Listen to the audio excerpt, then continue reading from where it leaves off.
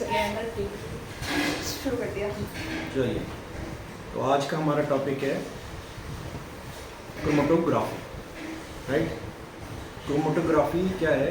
एक मेथड है सेपरेशन का, सेपरेशन करना है which work on the principle of travel speed of the compound of a mixture. मतलब इसमें क्या करते हैं कि जो ट्रैवल स्पीड देखते हैं, जो ट्रैवल कर रहे हैं ना कंपोनेंट, उसके प्रिंसिपल को देखते हैं। क्या प्रिंसिपल है? बहुत इजी है। This method use for separating dye and pigment, मतलब डाई और पिगमेंट को फ्रॉम ए मिक्सचर। मिक्सचर से डाई और पिगमेंट को सेपरेट किया जाता है। एक मिक्सचर में से डाई मतलब कलर, डाई और पिगमेंट भी कलर के पार्टिकल्स, उनको अलग किया जाता है। Ink is the mixture of dye of different colour. Ink क्या होती है? मिक्सचर है। इंक तो सब जानते हैं। इंक क्या होती है? एक मिक्सचर है डिफरेंट कलर का, डिफरेंट कलर की डाई का मिक्सचर है। There are many type of chromatography. तो क्रोमेटोग्राफी, क्रोमो मतलब कलर, क्रोमो वर्ड का मतलब होता है कलर। तो chromatography, there are many type of chromatography. The dye from an ink be separated using paper chromatography. Dye को ink से अलग करने की प्रोसेस को क्या बोला जाता है? Paper chromatography. डाई से, इंक से डाई को अलग करने की प्रोसेस को क्या बोलते हैं? Paper chromatography. और दिस इज, इसमें क्या करते हैं? This from this a strip of filter paper, एक फिल्टर पेपर की स्ट्रिप को लेते हैं, इस dip it the ink, ink के अंदर क्या करते हैं? उसको डिप करते हैं। एक फिल्टर पेपर की स्ट्रिप को लेते हैं, स्ट्रिप समझते हो? एक फिल्टर पेपर की स्ट्रिप को क्या करते हैं? इंक के अंदर डिप करते हैं, ठीक है। तो particle of dye start rising on filter paper. तो जो डाई के जो पेपर, डाई के जो पार्टिकल्स होते हैं वो स्ट्रिप से चिपकना शुरू हो जाते हैं, ठीक है जी। Filter paper along with the water भी साथ में आ जाता है। Different dye rise with the different speed. हर डाई के वहाँ से राइज करने की, बढ़ने की, जो चलने की जो स्पीड है वो अलग होती है। डाई के अंदर जो कलर होते हैं, हर कलर की जो स्पीड है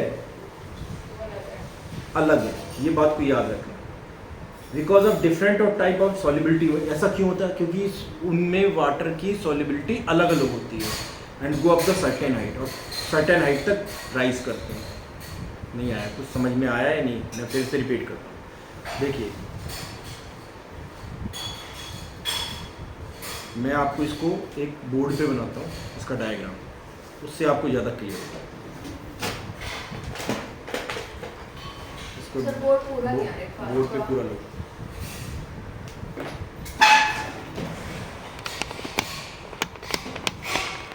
अरे यार,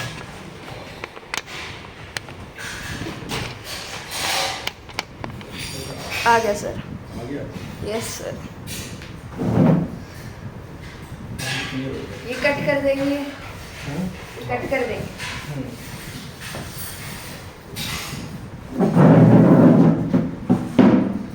देखिए क्या होता है, पहले तो स्ट्रिप बना लेता हूँ।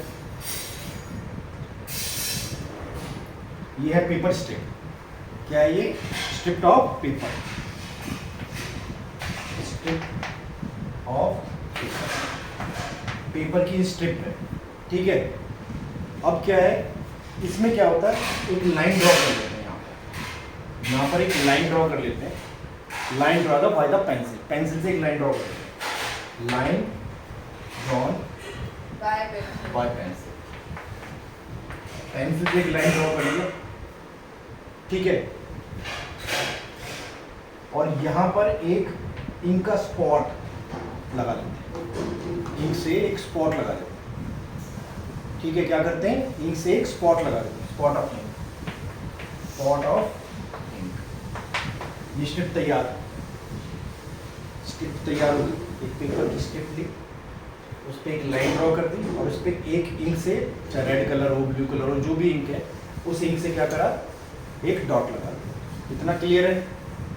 उसके बाद क्या करते हैं, यहाँ पर हमने क्या लेना है? एक ग्लास रॉड बना, ये हमने बना लिया। एक वीकर टाइप से कुछ बना लिया। तो यहाँ पर वाटर, ये ले लिया हमने वाटर, राइट, ये हमने वाटर ले लिया, राइट, और ये ग्लास रॉड है, ये ग्लास की एक रॉड लगा ली, इसको लिख लेते हैं glass rod, glass rod, glass समझते हो, कांच की रॉड, कांच के ग्लास की रॉड, और ये यहाँ पर स्ट्रिप को डाला, यहाँ पर स्ट्रिप को डाल दिया, ये वाली जो स्ट्रिप है इसको इसमें डाल दिया, ठीक है, और पेपर क्लिप लगा दिया, इस रॉड से कनेक्ट करके पेपर को भाई लगा जोड़, कोई क्लिप से अटैच तो करना पड़ेगा, यहाँ एक पेपर क्लिप लगा दिया, ये जार है, ये पेपर क्लिप है, ठीक है, ये ग्लास रॉड और ये पेपर स्ट्रिप है। इस पेपर स्ट्रिप पे ये आपको पता है एक लाइन बनी हुई थी पेंसिल से, और हमने इस पे रेड कलर का डॉट लगाया हुआ, इतनी बात क्लियर है। अब उसके बाद क्या हुआ, स्पॉट ऑफ द इंक है, स्पॉट ऑफ इंक, और ये पेपर स्ट्रिप। Any doubt? यहाँ तक तो मेरे हिसाब से पूरी चीज़ हमने बना ली, इसमें कोई समस्या नहीं। अब क्या हुआ, जब हमने इसको स्ट्रिप को डाला, राइट, इस स्ट्रिप को हमने जब डाला, हुआ क्या है इसके अंदर, बहुत इजी तरीके से आपको समझ में आया होगा कि strip of the filter paper is dipped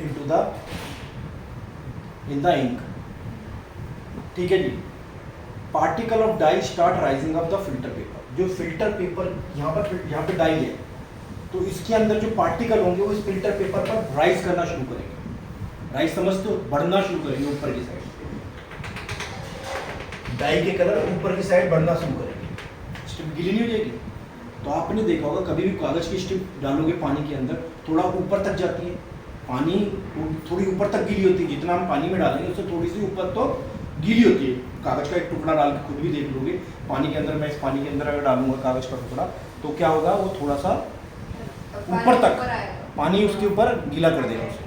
तो इस तरीके होता क्या है कि पार्टिकल्स, जो डाई के पार्टिकल है वो ऊपर आते हैं, पानी इसके साथ साथ डाई के पार्टिकल भी ऊपर आने शुरू हो जाएंगे, ठीक है, फिल्टर पेपर पे along with the water. Different हर डाई का जो कलर है, डिफरेंट डाई का जो क्रोमोटीन है, होता क्या है कि उनकी स्पीड अलग होती है ऊपर चढ़ने की, उनके ऊपर चढ़ने की स्पीड अलग अलग होती है। जैसे रेड कलर की स्पीड थोड़ी ज़्यादा होती है या कम होती है, ग्रीन कलर की थोड़ी कम होती है, ज़्यादा होती है, येलो कलर की थोड़ी कम या ज़्यादा, मतलब सबकी एक जैसी नहीं होती। सबके पार्टिकल्स के स्ट्रिप पेपर पर, फिल्टर पेपर की स्ट्रिप पे चढ़ने की स्पीड अलग अलग होती है। तो इससे हमें different type of solubility of the water go to the certain height, ठीक है जी। ये इस तरीके से हमें मालूम पड़ जाता है कि भाई क्या हो रहा है। उसकी एप्लीकेशन क्या है, in the certain of the colour of the dye, क्या होता है कि इससे हमें डाई के कलर को सेपरेट कर लेते हैं कि इसके अंदर, इस इंक के अंदर कौन कौन सी कलर मिले हुए हैं, कौन से कलर के पार्टिकल्स मिले हुए हैं।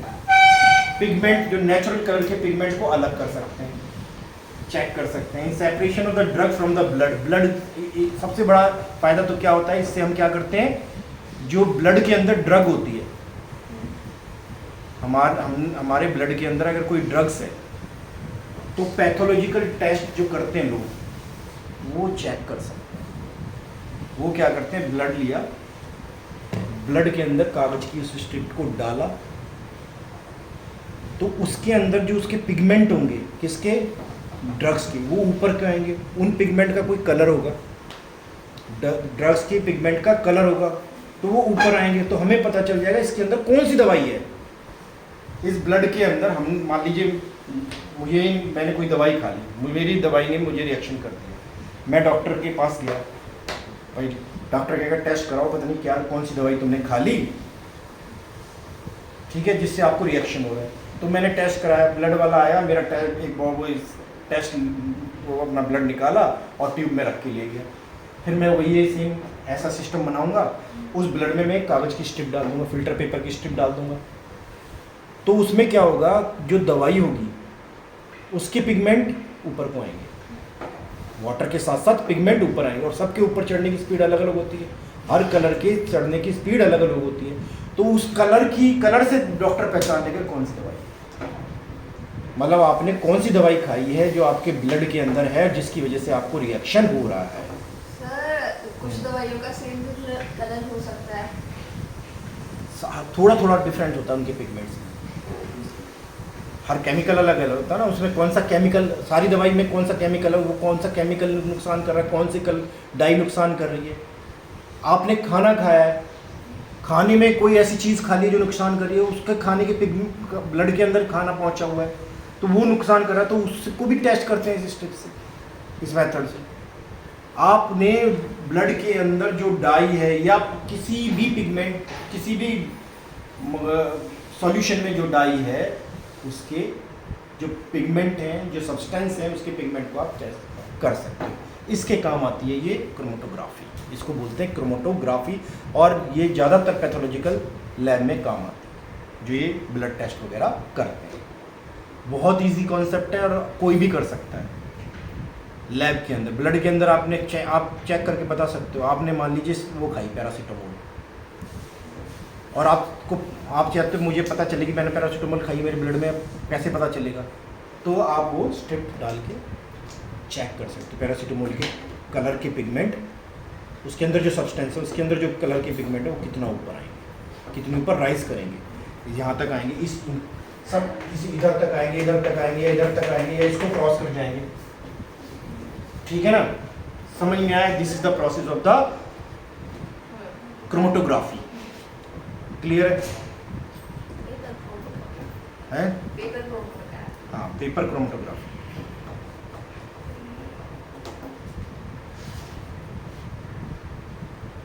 स्टॉप करो।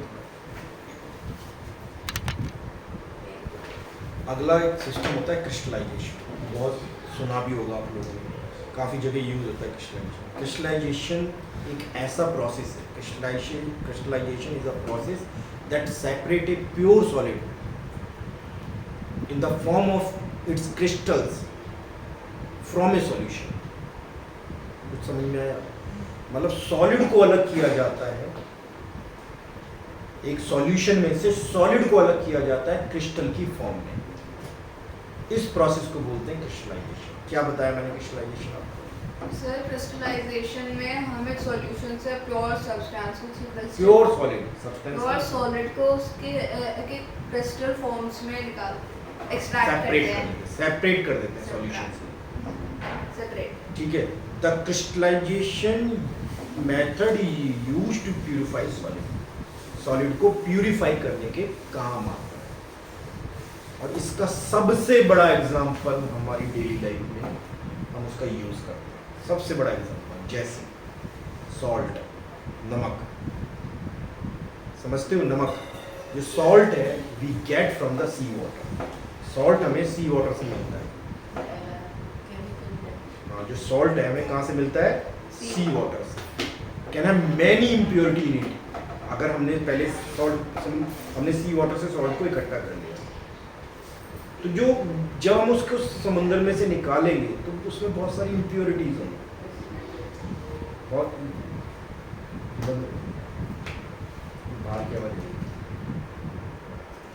इसमें बहुत सारी क्या होंगी? इम्प्योरिटीज होंगी। ठीक है, इन इम्प्योरिटी को क्या करा जाएगा? रिमूव किया जाएगा। किस प्रोसेस से? Crystallization process. कैसे? Crystallization technique is better than simple evaporation. ये सिंपल एवोपरेशन से थोड़ी सी बेटर टेक्निक है तो यही करना तो एवोपरेशन ही है, पर ये एवोपरेशन से थोड़ी बेटर टेक्नोलॉजी है। सम सॉलिड डिकम्पोज और सम सॉलिड डिकम्पोज, कुछ सॉलिड डिकम्पोज हो जाते हैं। डिकम्पोज समझते हो? खत्म हो जाता है। कुछ सॉलिड क्या होते हैं? डिकम्पोज हो जाते हैं। जैसे शुगर है, हमें get charred on heating of dryness. Some impurity में remain dissolve in the solution, कुछ इम्प्योरिटी उसके अंदर डिसॉल्व रहती है इवन आफ्टर फिल्ट्रेशन, फिल्टर करने के बाद भी उसके अंदर इम्प्योरिटी रहती है। On evaporation this contaminated the solid, तो एवोपरेशन से इनको निकाला जाता है। Purification of salt we get from the sea water. Sea water से हम प्यूरिफिकेशन के द्वारा समुद्र से हमने क्या निकाल लिया, salt. Separation of crystal of अलम, सेपरेशन ऑफ क्रिस्टल ऑफ अलम। अलम तो सब जानते हैं, सबके घर में यूज होता है। अलम जानते हो, सबके घर में यूज होता है यार। इंग्लिश में बोल रहा हूँ, अलम, हाँ हिंदी में बोल। फिटकरी, फिटकरी सुना है? फिटकरी नहीं सुना? सर कुछ किचन का काम है कि किचन की जब शेविंग करते हैं तो शेविंग कट वट लग जाता है तो फिटकरी लगाते हैं, ऐसे पत्थर जैसा होता है। ओ वो चीज, हाँ सफेद सा होता है पत्थर जैसा। उसको हम जब कोई शेविंग करते हैं कट लग जाता है तो जब भी आप बार्बर शॉप पे जाते हो तो जब वो फिटकरी लगाता है, आइस में फिटकरी लगाता है, तो वो उसे अलम बोलते हैं इंग्लिश में। आप मम्मी से पूछो तो बता देंगे, सब पुराने ज़माने के लोगों को सबको पता है। इंग्लिश में अलम बोलते हैं, हिंदी में फिटकरी बोलते हैं, ठीक है। सेपरेशन ऑफ क्रिस्टल ऑफ अलम, अलम के क्रिस्टल को अलग किया जाता है from the impure sample, impure sample से। ये सारे एप्लीकेशन है इसके, और बड़ा तगड़ा मेथड है।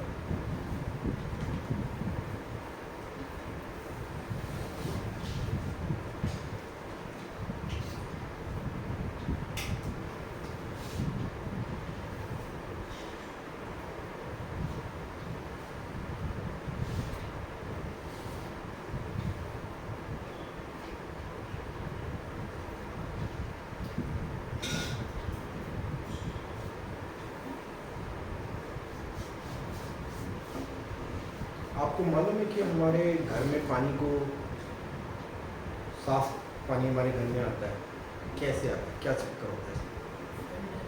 आरओ कैसे काम करता है? रिवर्स ऑस्मोसिस, पता है ना? आरओ का मतलब तो रिवर्स ऑस्मोसिस होता है। हमारी सोसाइटी में साफ पानी आता है, तो तुम्हें क्या लगता है जहाँ से जमीन से पानी आ रहा है या नहर से जो पानी आ रहा है हमारी सोसाइटी में, वो साफ ही आता होगा?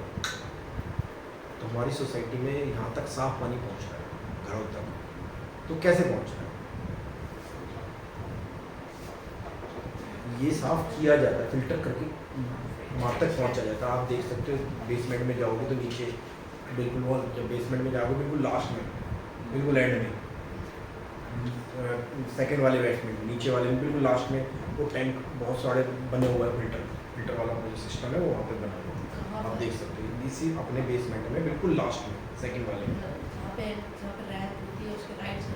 हाँ पूरा बहुत पूरा एक ही पूरा बना हुआ है, बिल्कुल एंड में, यहाँ से खत्म करोगे सर ये साइड, इस साइड, इस साइड, उधर उधर इस साइड में, बिल्कुल एंड में, तो वहाँ पर ये बना हुआ है। तो जो नहर से पानी आता है या टैंक से पानी आता है वहाँ पर रिजर्व करके वहाँ पे इकट्ठा करते हैं, फिर उसे फिल्टर करके फिर टैंक में चढ़ाते हैं, फिर वो हमारी सोसाइटी में हर घर में पहुँचता है, ठीक है ना? तो इसमें क्या होता है कि सबसे पहले रिजर्वियर से, यानी नहर से या कुएं से या जो ज़मीन से पानी लिया जाता है, उसको एक सेडिमेंटेशन टैंक में डाला जाता है। उसको किस में डाला जाता है? सेडिमेंटेशन टैंक में डाला जाता है। उसमें क्या होता है कि सॉलिड जो है वो सेटल हो जाता है। उस पानी के अंदर जो सॉलिड चीज़ें होंगी वो सेटल हो जाएंगी नीचे, क्योंकि सॉलिड चीज़ें होंगी वो बाहर होंगी, वो सेटल हो जाएंगी नीचे, और जो पानी होगा वो ऊपर रह जाएगा, हल्का होगा पानी। समझ में आया? पहले सेडिमेंटेशन टैंक में डाला जाता है किसको? वो जो रिजर्व से पानी आया, रिजर्वियर मतलब जो नहर से पानी आया, एक बड़े से जगह इकट्ठा कर रखा, या कोई ये ज़मीन से पानी जो लिया उसे किस में डाला जाता है? सेडिमेंटेशन टैंक में। सेडिमेंटेशन टैंक में सॉलिड पार्टिकल्स जो हैं उसके वो नीचे सेटल हो जाते हैं। उसमें से जब निकालोगे सेडिमेंटेशन टैंक में, सॉलिड नीचे रह जाएगा, पानी आगे बढ़ जाएगा, फिर वो पानी अगले टैंक में चला जाएगा, और फिर वो पानी जिसके अंदर सॉलिड नीचे सेटल हो चुका है वो पानी अब आगे चला जाएगा लोडिंग टैंक। किसमें चला जाएगा? लोडिंग टैंक में। ये डायग्राम आपको बनाना पड़ेगा, इसलिए मैं आप अभी बनाऊंगा, ये खत्म करके फिर आप बनाना कहोगे। तो फिर क्या करा जाता है? पहले कॉन्सेप्ट समझिए। फिर क्या करा जाता है? लोडिंग टैंक में डाला जाता है। लोडिंग टैंक में क्या होता है? To sediment the suspended impurity, अब इसके अंदर कौन सी इम्प्योरिटी हुई? Suspended impurity. मैंने सस्पेंडेड बताया था ना पार्टिकल, सस्पेंडेड पार्टिकल जो पूरे पानी में घुले मतलब घूम रहे हैं, नीचे सेटल नहीं हुए। अब वो धीरे धीरे करके वो सेटल होना शुरू हो। सबसे पहले सेडिमेंटेशन टैंक में क्या हुआ? सॉलिड पार्टिकल सेटल हो गए। अब वो पानी आगे बढ़ गया, उसके अंदर क्या है? सस्पेंडेड इम्प्योरिटीज है, सस्पेंडेड पार्टिकल्स हैं, फिर वो सेडिमेंट होंगे, यानी वो साफ होंगे और नीचे बैठना शुरू करेंगे। सेडिमेंटेशन टैंक है ना, घूम घूम के बंद, उसके अंदर सेडिमेंटेशन से छन के जाने, चल नहीं समझ, पत्थर से है उसके अंदर, उससे नीचे आ जाएगा। अब यहाँ से अब ये पानी जिसके अंदर से सेडिमेंटेड, जिसमें से सस्पेंडेड इम्प्योरिटीज निकल चुकी है, पहले सॉलिड पार्टिकल्स निकल चुके, अब क्या निकला?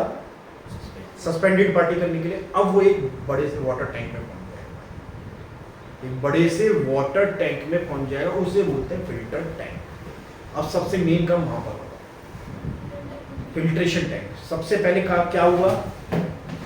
यही सेम प्रोसेस आपके आरओ में होता है। यही फिर से मैं क्या बता रहा हूँ, पहले क्या हुआ?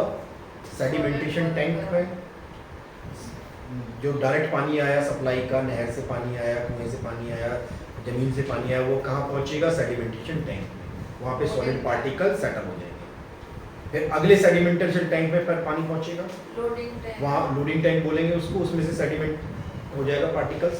कौन से पार्टिकल? सस्पेंडेड पार्टिकल, जैसे कि भूसा, जैसे गंदी चीज, घास घूस होगी, वो नीचे बैठ जाएगी। पहले सॉलिड पार्टिकल बैठेंगे, जैसे पत्थर पुत्तर होंगे, वो नीचे बैठ जाएंगे। पहले वाले टैंक में क्या होगा? जो उसके अंदर पत्थर पुत्तर होंगे ना सख्त से, वो नीचे बैठ जाएंगे। फिर अगले में क्या हो जाएगा? वो हल्के पार्टिकल होंगे जो घूम रहे होंगे, जैसे कि घास वास होगी उसके अंदर, भूसे भूसे होंगे, हल्के हल्के पार्टिकल्स भी होते हैं, वो सस्पेंडेड होंगे, वो फिर वो नीचे बैठेंगे अगले टैंक में। अब वो पानी पहुंचेगा एक बड़े टैंक में, वहां उस टैंक को क्या बोलेंगे? Filtration tank. उसको क्या बोलेंगे? Filtration tank. उस फिल्ट्रेशन टैंक में पानी पहुंचा, वहां पर क्या होगा? फाइन सैंड, जो रेत होगी पानी के अंदर, वो नीचे बैठेगी। अब क्या होगा? फाइन सैंड, बहुत बारीक जो मिट्टी है, सॉरी रेत है, वो नीचे बैठनी शुरू। पानी के अंदर रेत होती है, वो रेत पानी के अंदर उस टैंक में नीचे बैठनी शुरू होगी, क्योंकि कि वहां पर ग्रेवल्स हैं। ग्रेवल समझते? छोटे छोटे पत्थर हैं, पत्थर होते हैं, छोटे छोटे गोल गोल से पत्थर होते हैं, जो मछली के टैंक में भी होते हैं, वो एक्वेरियम में भी डाले जाते हैं, वो छोटे छोटे से बारीक बारीक से पत्थर वो होते हैं उस टैंक के अंदर। वो फिर ग्रेवल्स होते हैं, उसकी वजह से वो सैंड पार्टिकल नीचे आने शुरू हो जाते हैं।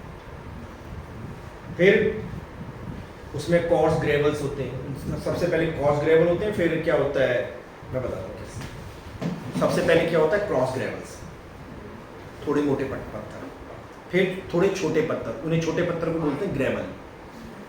सबसे नीचे क्या होगा उस टैंक के अंदर? सबसे नीचे क्या होगा उस टैंक के अंदर? Course gravel. कॉर्स ग्रेवल बहुत मतलब थोड़े से बड़े पत्थर, ठीक है। फिर होंगे ग्रेवल्स, कॉर्स ग्रेवल बड़े, ग्रेवल छोटे, वो पत्थर होंगे। फिर उसके बाद सैंड, फिर क्या होगी? सैंड होगी। अब पानी आया, पानी आने के बाद पानी इस तरीके से फिल्टर हो जाएगा, उन पत्थर, रेत और सॉरी फाइन सैंड, ग्रेवल और कॉर्स ग्रेवल से निकल के पानी साफ हो जाएगा। अब वो पानी कहाँ पहुंचेगा? अगले टैंक में। वहां पानी का क्या होगा? क्लोरीनेशन। पानी का क्या होगा? क्लोरीनेशन। क्लोरीनेशन, क्लोरीन मिलाया जाएगा, क्लोरीनेशन। क्या होगा? क्लोरीनेशन हो जाएगा। क्लोरीन क्या करता है? पानी के बैक्टीरिया को किल कर देता है। उसके अंदर अब जो पानी के अंदर बैक्टीरिया होंगे वो किल हो जाएंगे। पानी के अंदर क्लोरीन क्या काम करेगा? बैक्टीरिया को किल कर देगा। अब पानी बैक्टीरिया फ्री भी हो गया। अब वो पानी आपके घर में आ जाएगा। जो क्लोरीन वाटर हमारे घर में जितना भी पानी आता है क्लोरीन से साफ होने के बाद आता है। क्लोरीन जो है पानी के बैक्टीरिया को किल कर देता है। सर क्लोरीन को लग नहीं करता है? क्लोरीन पानी, साफ पानी में थोड़ी ना आएगा। वो क्लोरीन उन बैक्टीरिया को मार देगा, पानी फिर आगे बढ़ जाएगा। This is the process of the filtration, this is the process of the RO. यही सेम प्रोसेस है। ये बड़े, ये यहाँ नीचे लगा होगा, आप जाके देख सकते हो, बंद भी कर रखा होगा, बाहर से देख सकते हो, ठीक है। आपको समझ में आए तो बहुत बड़ा सिस्टम है।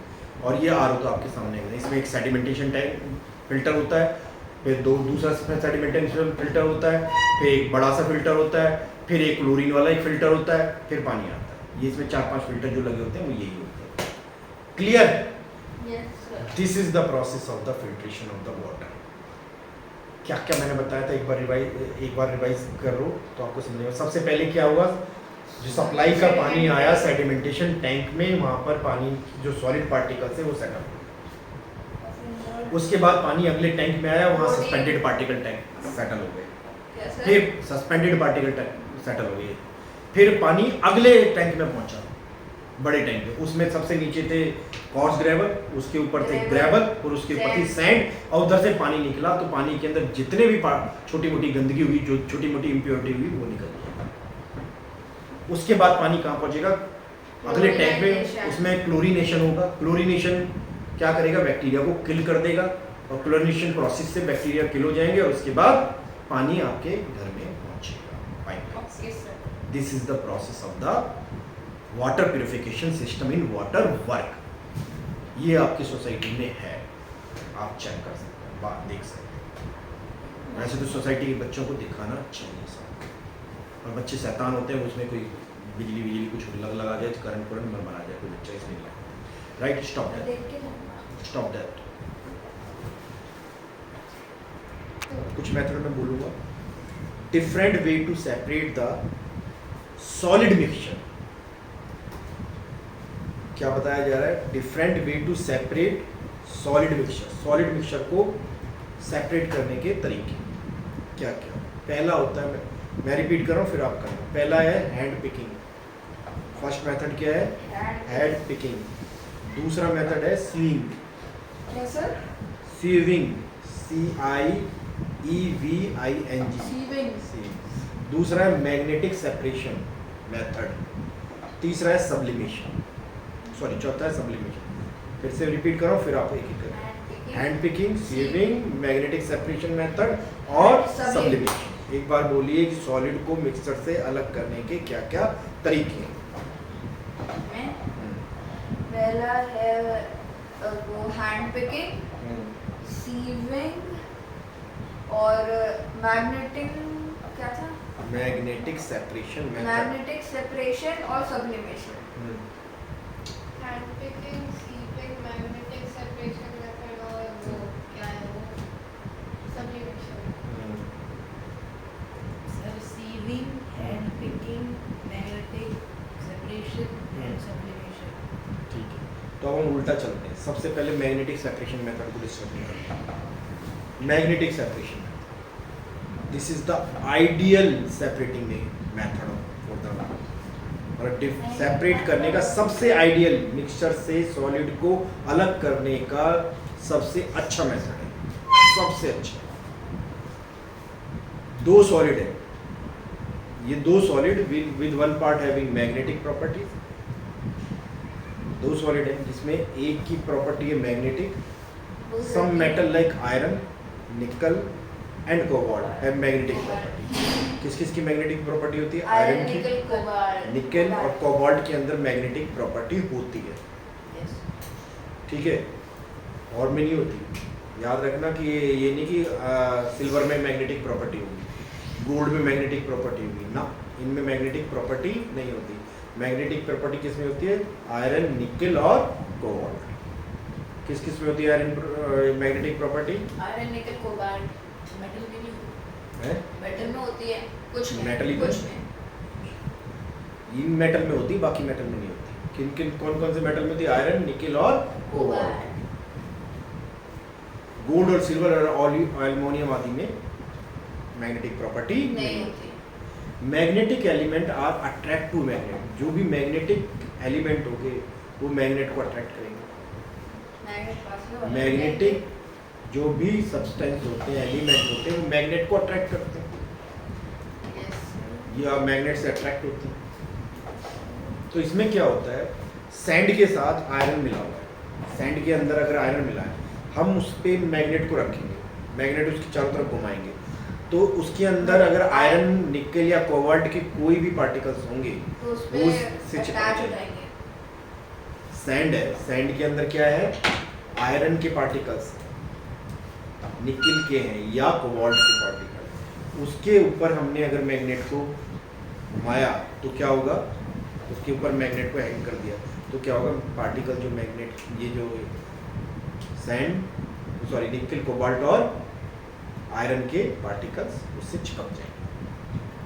ठीक है, बहुत आसान है, Yes. और सैंड साफ हो जाएगी, सैंड के अंदर से आयरन निकल जाएगा।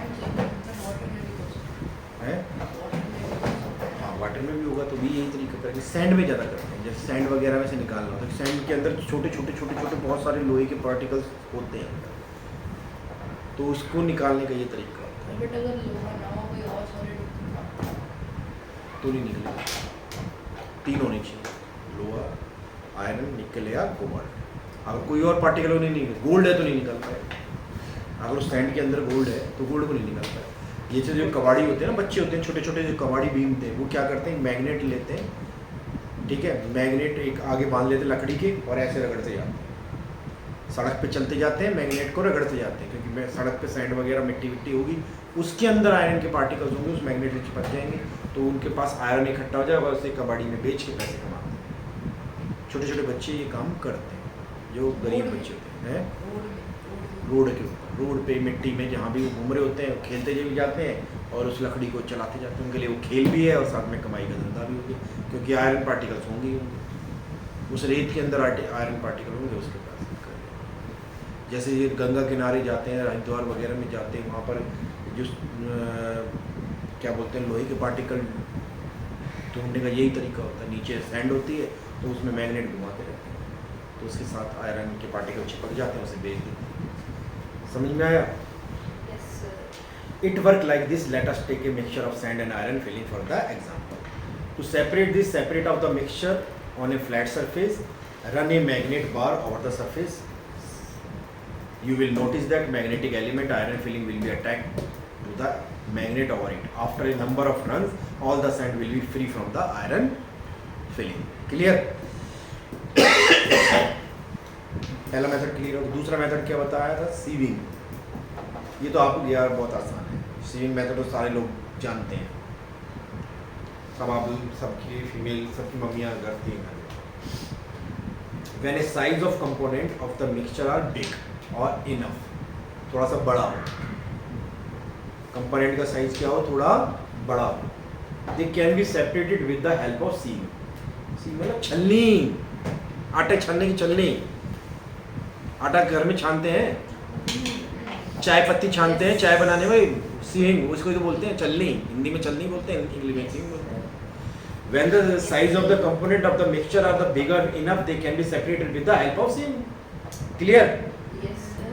और sieving is simple mechanical device, बहुत मैकेनिकल छोटी सी डिवाइस है, आपको पता है, in which mesh attached to a frame, और चारों तरफ एक फ्रेम लगा होता है।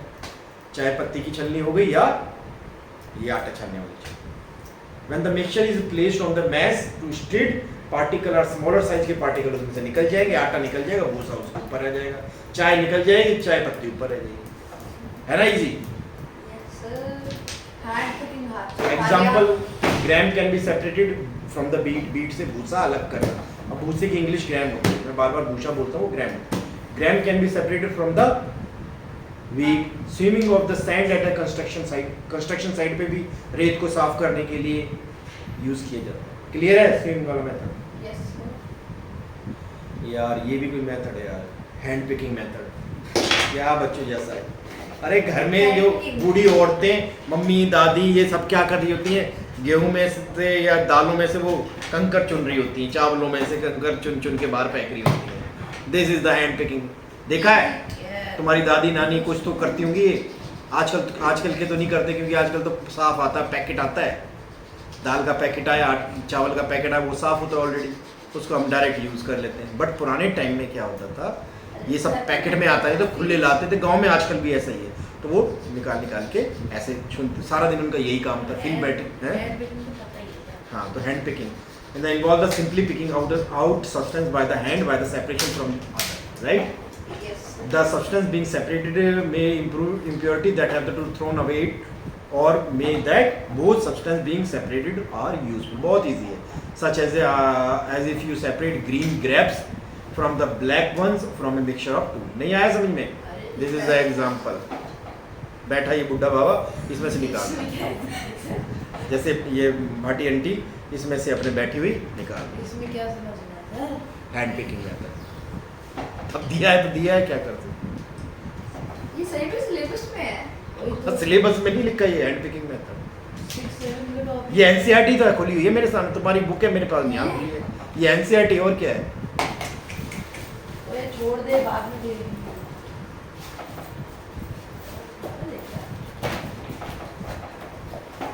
चलो अभी यहीं तक रखते हैं। इसके बाद सेडिमेंटेशन मेथड है, यस सर। फिर है फिल्ट्रेशन मेथड। मेथड ही मेथड है चैप्टर में, सारे मेथड याद रखने और बस। यार कब खत्म होगा यार ये? अरे इसे ऑफ करो, मैं फालतू की बातें कर रहा हूँ, बंद करो इसे।